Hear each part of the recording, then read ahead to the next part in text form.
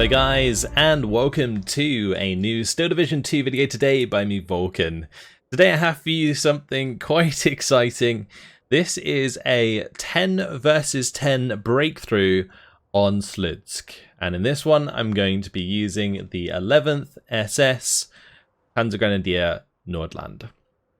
So, some of you guys might be wondering, how are you playing a 10v10 breakthrough? Well, with the release of the ability to create your own dedicated servers on Steel Division 2, Helljumper went ahead and made a couple of 10v10 breakthrough servers, which are pretty cool. He has one for blue attack and one for red attack, so you can choose which one you want to jump on. But in this case, we are obviously on red attack, and I'm playing the blue side on defense, so Axe's side, with the 11th SS. So thanks to Helljumper for setting up these servers, because they have been pretty fun. And this is like the second time that I've played on them. So this was played on my stream. And I just want to preface this by saying that I think a lot of the enemy team at this point, even before the game had started, had left. But I didn't want to bring you this gameplay for skill matters or anything like that. The main reason I wanted to bring you guys this replay was just to show off some of the units that the 11th SS can bring in. And one of them is only available in Breakthrough and with the 11th SS. And that is this beautiful bunker here, the Panther Stellung, which is basically just a dug-in Panther. It looks very cool. Unfortunately, when I get too close, it brings up the line of sight for it, which quite rightly so is 360 degrees, as you can see. But yeah, very, very cool. I've got one dug in on the town facing right down this road. And I've got one dug in up here, up on this ridge. I just really love the way that these are dug in like this. And the way that you can put them on different terrain, it digs them in different angles and so on. It's really, really cool. That one's up on the ridge. That one has a really good line of sight from up there. So my bunkers at the start, pretty unsupported in here, honestly. Because a lot of this was AI, they kind of do concentrate quite a bit in one place, which is probably what you want to do in a breakthrough game mode. I think this 10v10 breakthrough game mode is actually really favored towards the defender just because of the sheer amount of bunkers that you can put down between all the players. But with a coordinated team, I reckon you could certainly win. Up here on the ridge, you can see Panzer's Panther Stellung firing away. There it goes. Oh, look at that. Juicy kill there. Onto... Was that just a Jeep? Yeah, that poor Jeep getting absolutely annihilated. The second one coming under fire as well. So basically, I'm not the only person playing the 11th SS. I mentioned before I started this game on stream that I really wanted to try the 11th SS in breakthrough defense because of the Panther Stellung. It's like literally the only division that gets it. So Forest, Sorona, Lycus, and Panzer also have the 11th SS Freiwilligen Panzergrenadier Nordland, and of course Panther Stellungs. And you get 2 each. They are 70 points apiece. So this poor King Tiger. Wish I didn't see that. Capgivan getting a nice kill there. Okay, just going to give you guys a quick tip. Never bring in a King Tiger at the start of a 10v10. Just don't do it. Just don't. Just don't. Because you won't be able to have enough points to support it with the AA you need to stop it just getting one shot by, for example, a cluster plane. So, yeah. that one you guys can have for free. Regardless, back to what I was talking about with the Freiwilligen. The Panther Stellungs are really cool. And also, with the 11th, you get the Arado bombers. Now, in my deck, I have, I think, 2 in B and 2 in C. And they have 1,000 kilogram bombs in B, and then in C, the Arados have like one 1,000 kilogram bomb, and I think 2 500 kilogram bombs, and they are actually super effective. Ju-87 there dealing with the Spitfire nice and easy. At the start of this game, there was actually this really cool constant air battle going on. The Yaks coming in to shoot down the Ju-87s. I'd brought in 2 Flak 88s at this point, though. There is a huge attack coming in here. See the men crawling through the barbed wire. Yeah, all of these tanks and so on pushing forwards in this area. I thought I'd do well to bring in a couple of 88s at the start that could really fire at long range towards all of these tanks. So got one here, and we got one here. And one thing that might have been nice to do at the start of the game here is to actually like deploy them from the beginning with gun pits, or at least leave a couple of gun pits on this ridge so that I could put them in there after the start of the game. But yeah, the nice thing about 88s, of course, is they maintain the 2,000 meter range on the AP shell, which completely outranges things like T-34s, which have 1,500 meter range. The M4A176 has 1,750, so that could kind of fire back if it were close enough. And there's also the T-34 85 1943 here that has 1,750 meter range. So you can see the Flak 41 is taking a couple shots from some of these tanks. But just going to keep firing away with that. See if we can pick off some of these units charging towards us. And again, the air battle continues with Kepkeven bringing in these recon Bostons followed up by airstrikes to try and pick off some of these bunkers that were in the town. We got away with really not defending this that well. Blank just put a load of MG42 bunkers in here to stop infantry from pushing up. I did put some of these bunkers further back here. I don't really cover Breakthrough that much, now I think about it, do I? Because I was just thinking, a really good tip when you play Breakthrough is to put your bunkers in sort of hidden positions that are shorter range. So a lot of people, they like to put their bunkers the same way that we put the Panther Stellungs, right? So they put them so they fire at max range. And against AI, that works quite well. But against a player, once the bunker reveals itself at range, what would normally happen is artillery starts landing on it, and also smoke might land on it. And then it's just completely neutralized. Whereas bunkers, for the most part, in Breakthrough, should really be used for ambushing. So in this case, I've got the Pac 50 bunker up on this hill. It doesn't have line of sight past the hill, and nothing below the hill can see it. So only once things come up onto the hill will the Pac 50 fire, and it will be much more effective at that range anyway. I've done the same thing on this side. So this MG42 can be hammered by any tanks at range, and this Pac 37 as well. Whereas this Pac 50 back here will not be able to be hammered from range by any like direct fire, and will also be more effective at close range. And we got MG42 bunkers covering those thanks to Panther. So again here, MG42 up on the ridge, as opposed to on the edge here shooting at infantry at a distance. Because you don't want your bunkers to be overexposed. In this case, the Panther Stellungs, I wanted to see how much damage they could really do, so I placed them out in the open. But this one in the town is definitely more ideal, because it can fire like all the way down. Also, the nice thing about the Panther Stellung is it has 185 mils of penetration, so it actually matches up to units at max range, as opposed to something like a Pac 50, which when it's firing at max range with 100 mils of penetration might just be bouncing off things all day long. Unfortunately, one of my 88s had gone down hit, but this one's still having a go at these T-34s, firing away there over the town. Look how awesome that looks. We've always got to really admire the graphics in Steel Division 2. I don't get time really to zoom in as often when I'm actually playing the game myself. But when I'm watching a replay, we can zoom right in and have a good look. There goes another of the enemy teams, as I was saying. A lot of this was AI, so do bear that in mind. And the performance of these Panther Stellungs should be taken with a pinch of salt, because honestly, against like a good player with some smoke, you can really neutralize bunkers very quickly. And like with a couple bombing strikes, with maybe like just some mortar fire, you can take them out. And I'm not entirely sure how strong Panther Stellungs are, because my Panther Stellungs in the town here for this game never really got targeted that hard. But you can see Kepkeven's going to be coming down into the town here. Let's zoom in. My Panther Stellung starting to take aim.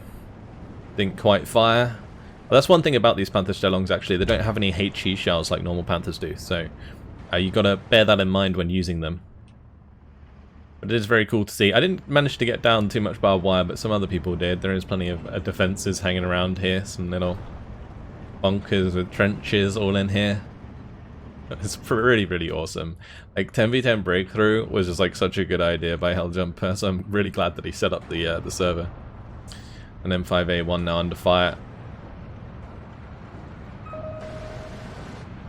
And Panther still on down here.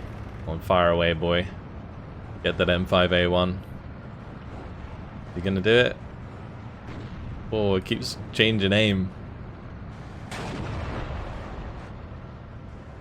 Is that firing at the jumbo?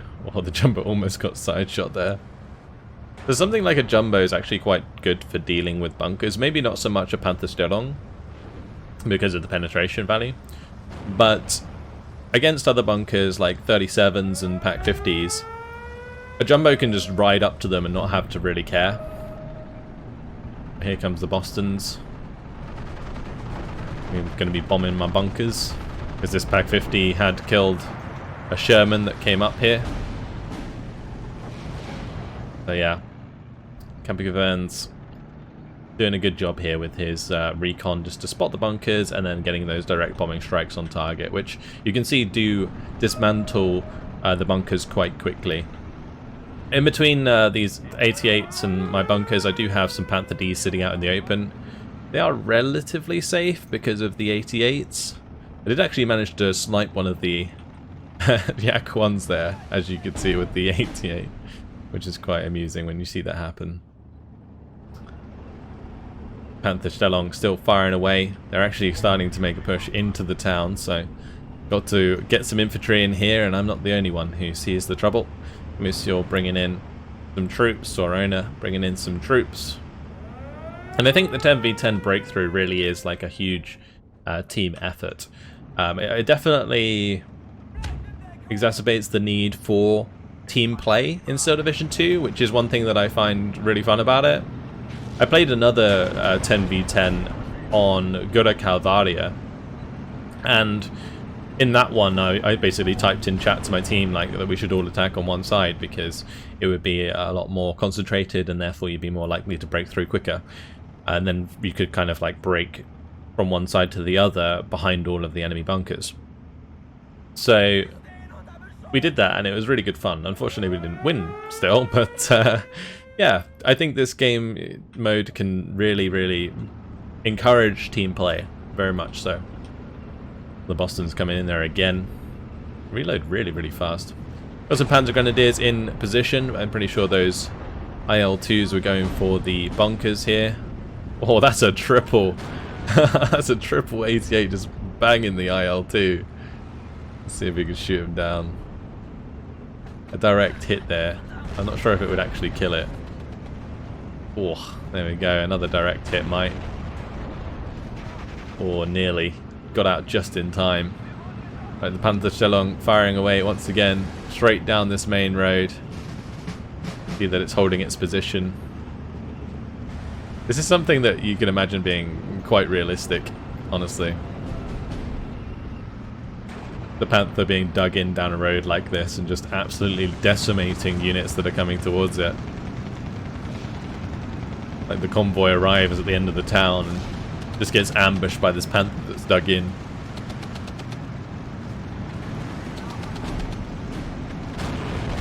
Very cool. The Arados will be arriving shortly, as we have moved into Phase B. I believe Phase A and B are extended in this game mode to give the attackers a bit more of a chance, because as you can see on the right hand side, the breakthrough incomes are very different. So Maverick and Vanguard are very good for attackers, and Juggernaut and Balanced are very good for defenders. Well, actually saying that, even Maverick is good for defenders because it allows you to kind of match up the income a little bit more earlier on. But you can see Capkivern, he's got a, I believe that is the Vanguard deployment type with a 202 points in Phase A, 135 in Phase B, and 160 in Phase C. Please correct me in the comments if I'm wrong. But then you have other ones with, well, this one's 210, 187, and then 90. So I assume that is the Maverick income. Whereas for myself, I've got 110, 135, and then 232. That is balanced income in this game mode. Metz's gone for the Vanguard in this game mode, so he's got the 140 in Phase A, which allows you to stand up to the 202 and 210 a little bit easier. And actually, if this one must be... I think Capcavern must be playing balance or something. I'm not sure. It's really hard to figure this out. I think this one must be Vanguard, and Capcavern's must be maybe V for Victory. Actually, it could be. Not entirely sure. Regardless, the Panther D gonna get taken out there by the Firefly, unfortunately. But that Panther D had been doing work, that's for sure. Got my Opel Blitz coming in here. Oh yeah, this Panther Stellung had been doing so well throughout this game that I actually had to bring in supply for it. And these things don't have like a little bit of ammo. They have a lot of ammo. They've got like 50 shots each. We did lose the Panther Stellung over here. This one got blown up. I think that's the whole of where it was. It must have got absolutely annihilated. Unless it was here. And that's the standard bunker. Yep, it just got turned into dust apparently. There's Panther D on the left hand side there. Just kind of in cover. Firing around the side of the building.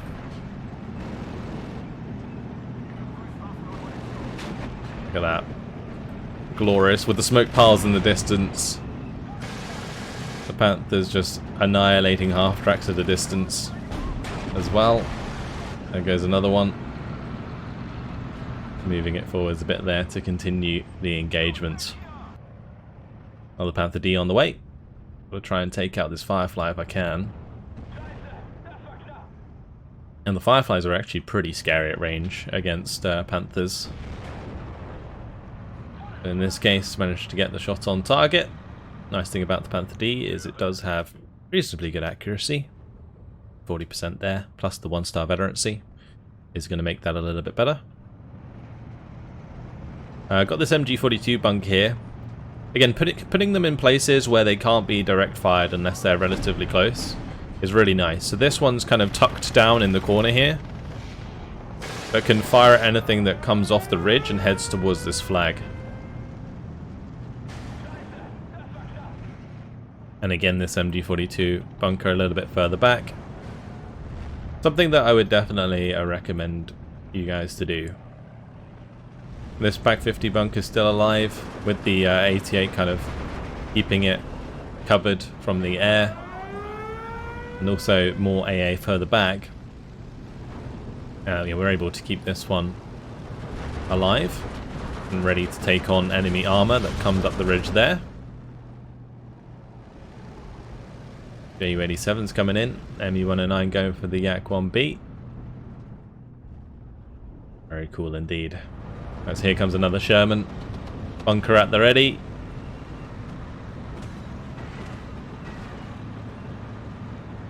Apparently just tucked on the back side of the ridge there. If that pops forward just a little bit more, gets brought into line of sight at the 50mm and gets taken out of. Oh, look at these. Don't get to see these too often. Some Venatorul de Calais from Musiel. Those are actually pretty nice in that situation. 75mm penetration. Going to be pushing one up there to have a go. Over here, Capcavern's making another push. He's changing his tack towards these MG bunkers. Pinning down MG bunkers like this and then surrendering them is a really fast way of getting rid of them. The only issue you might have is you have to manually micro your units closer, because when you give them attack move orders, they will stop and just attack the bunker as you go. Well, the artillery coming down here big time. But the Panther Stellung still firing away. Another King Tiger on the field. This one again is in a bit of a precarious position. Going to be engaging that M4A3 Spy. Looks like the 88s this time will be. in position to stop those IL-2s from doing too much damage. I actually end up shooting one down. That one's pretty damaged. Oh, here come the Arados, guys. Watch their payloads drop. There we go. 2 1,000 kilogram bombs. One of them got quite damaged on the way out. We've seen the Arados before. I showed them off a little bit when I was showing my replay with the Großdeutschland on Tannenberg. Yeah, they are very cool bombers. Very fast bombers. I'll make sure to try and catch them again next time.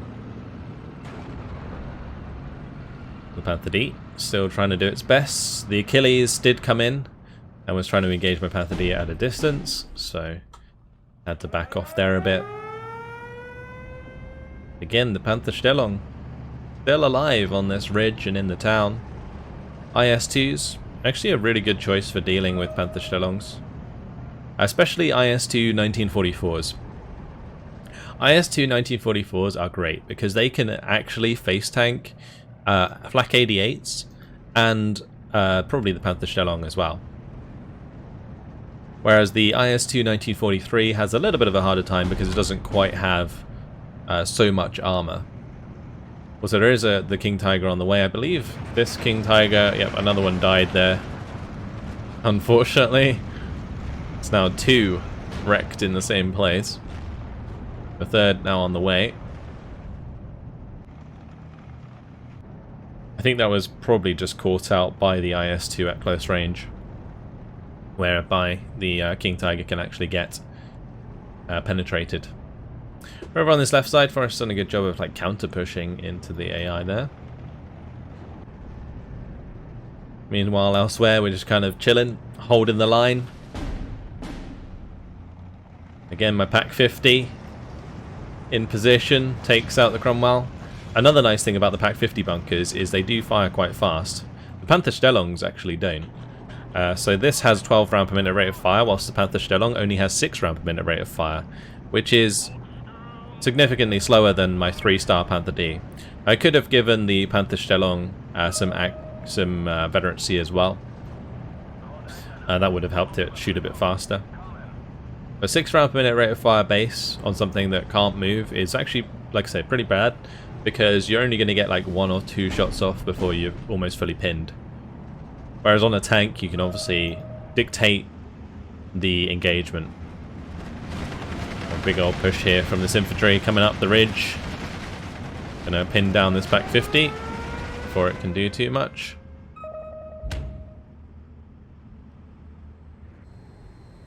More Arados coming in here and there. We've got the Focke-Wulfs of Lycus covering us. Blank's going to be bringing in a Ju-88. This only has the 10 50 kilogram payload. A huge fan of those bombers. Mainly because they just don't really do that much damage. They will like pin down these units. But yeah, the concentration of units is probably the main reason that actually did most of its damage there. Artillery coming in is probably doing the rest. Mosquito coming in for the bombing strike. Pak 50 is still alive. That's the other thing with bunkers in those positions, is they are much easier to support. So although this one's now died on the right side, this one's still very much alive, and it's taken a while to take care of, especially without any consistent artillery fire on it. Once again, artillery fire is definitely the best way to deal with bunkers, because bunkers aren't going anywhere. It's actually the same reason that it's really good, or like a really good way to deal with King Tigers and IS-2s, because yeah, they might not be static, but they are very slow. So there is artillery coming in onto this King Tiger. It's under pressure by the T6 Tiger, and will therefore get pushed back, and if that takes a couple more shots directly, it will probably die. Big old attack coming in on the right hand side now. All these Shermans pushing up onto the ridge here. The Maori charging ahead. New Zealand forces getting in there.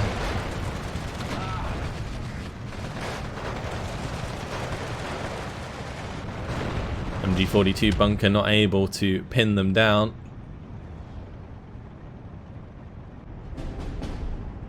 Still holding strong over this town with the Pantherstellungs. So look how much stuff was wrecked here at the distance. This was crazy. Another tank taking a hit. E-34 is trying to get into position.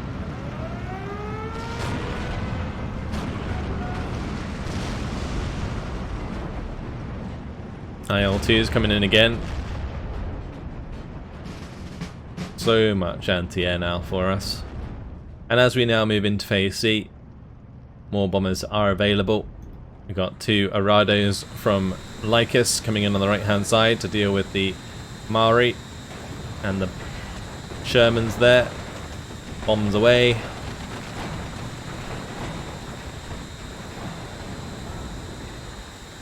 Big bombing strikes, and I'm going to bring in my bombing strike as well. Like the entire fleet of German jet bombers coming in.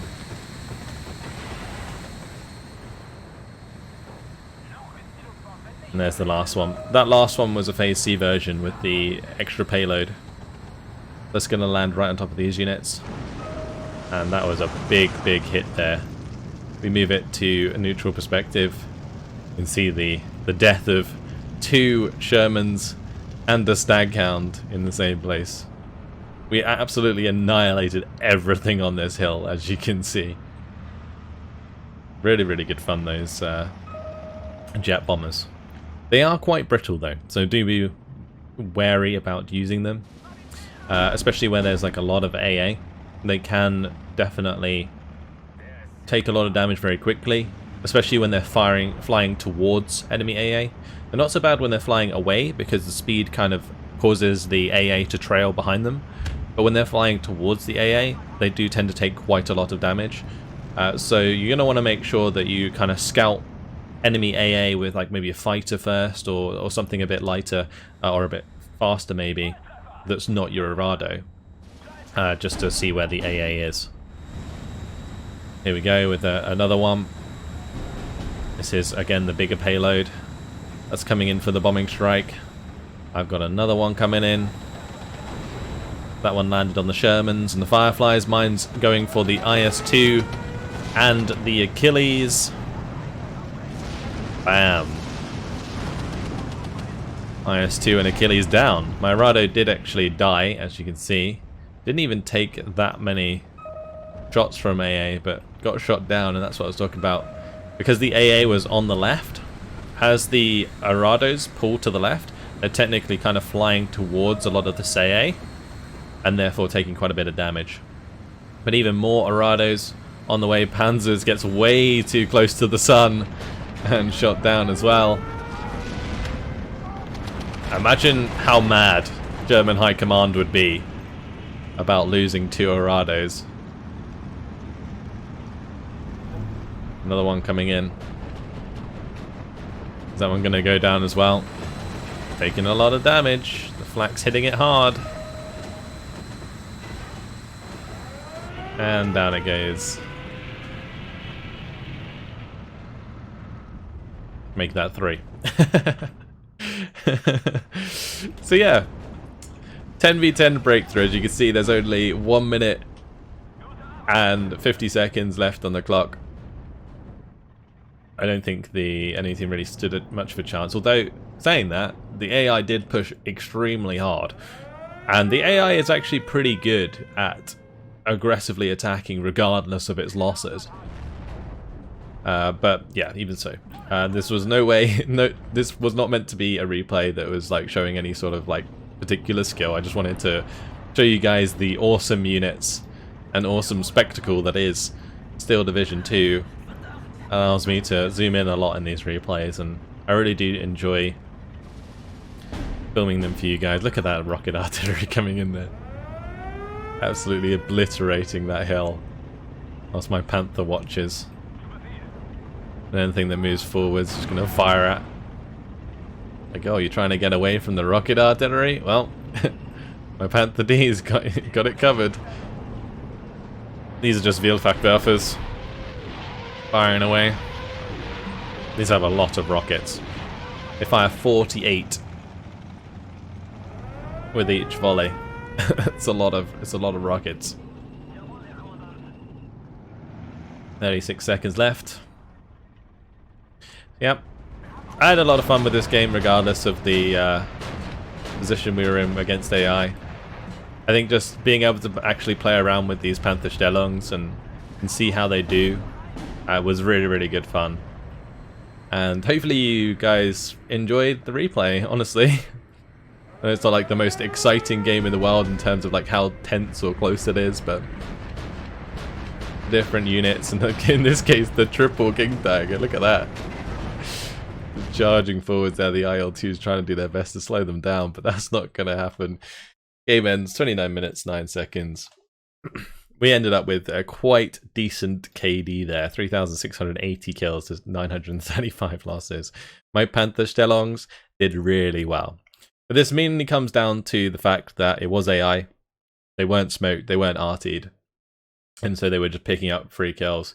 But also, one thing that's quite nice about the bunker that was up on the hill was it was in fact in light cover. So there could have also been a reason that it didn't get artied sooner than later, was because maybe it was hidden when it was firing. But I'm not entirely sure. I don't think that was probably the case, especially after it fired once or twice. So there you go. Lots and lots of kills for the Panther Stellungs, but this should by no means be seen as a correct representation of how well these things perform. So just bear that in mind. The Arados were very fun to use as well, of course. I had all of my Arados there, one of them getting the Achilles and IS-2 kill, which was really cool. But there you have it. That is a 10 versus 10 breakthrough. Once again, thanks to Helljumper for hosting these servers, because they are really good fun. And if you guys would like to get involved in these like 10v10 breakthrough games, then make sure to go along to my Twitch channel at twitch.tv/VulcanHDGaming and follow me there, because I do stream every Wednesday and Sunday, Steel Division 2, and everybody is welcome to come and play. So yeah, I hope to see you guys there. But that's it for today. Hope you guys enjoyed the replay. Thanks for watching, and I hope to see you guys in the next video. Goodbye.